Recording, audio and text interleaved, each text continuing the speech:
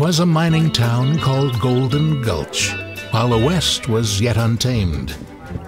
There two bad men met, made a bet, and the winnings never claimed.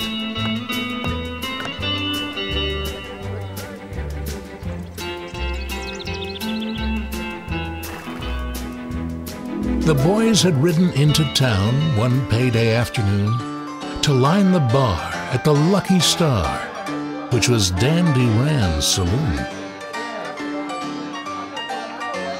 Now, the dandy was an ornery cuss, if by chance you made him sore.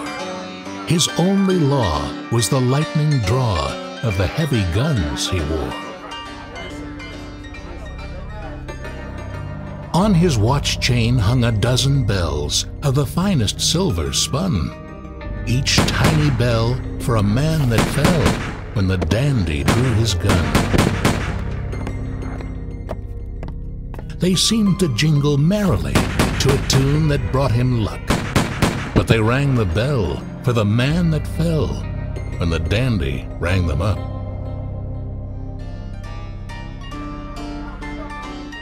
Well, the boys had finished a round of drinks when the barroom door swang wide, and a man walked in with a reckless grin and a funny cat-like stride. On his dusty boots were golden spurs, his face was lean and brown, and at each hip the well-matched grips of 6 guns holstered down.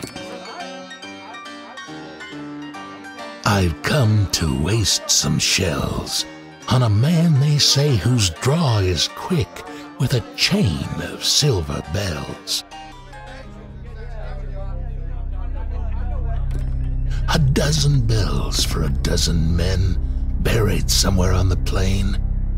It's my intent to beat that gent. I've come for the dandy's chain. Well, the dandy faced the stranger's gaze. His coat was buttoned tight. A gun swang free above each knee, but the bells were hid from sight. So, it's the dandy silver bells on which your heart is set. That's a fancy pair of spurs you wear. Would you care to make a bet? The silver bells for the golden spurs.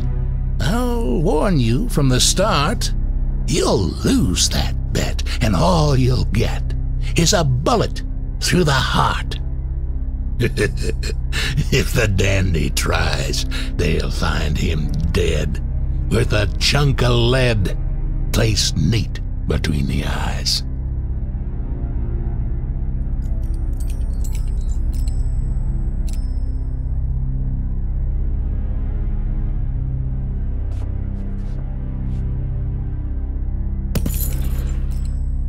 Then slowly the dandy's hand went down and unbuttoned his lapel, and there it rest, on checkered vest, the chain of silver bells.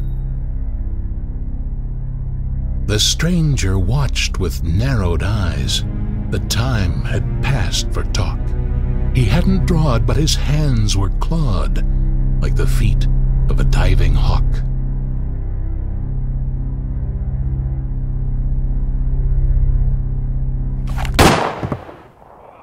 The dandy stumbled to his knees with a look of wild surprise, with a chunk of lead, like the stranger said, placed neat between the eyes.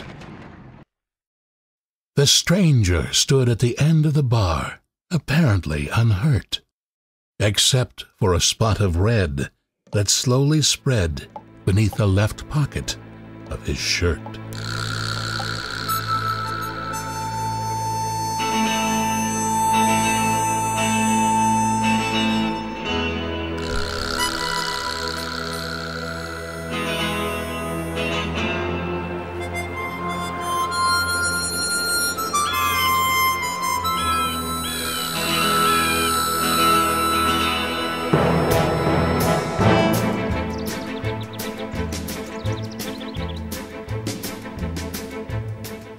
Golden Gulch is a ghost town now.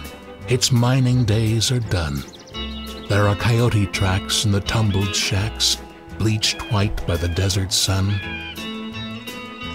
The Lucky Star is deserted too, all littered with sand and straw, where the laughter rang and the dandy's gang once drank to his lightning draw. And the silver bells and the golden spurs still hang in their place of fame, above the bar at the Lucky Star, still waiting the victor's claim.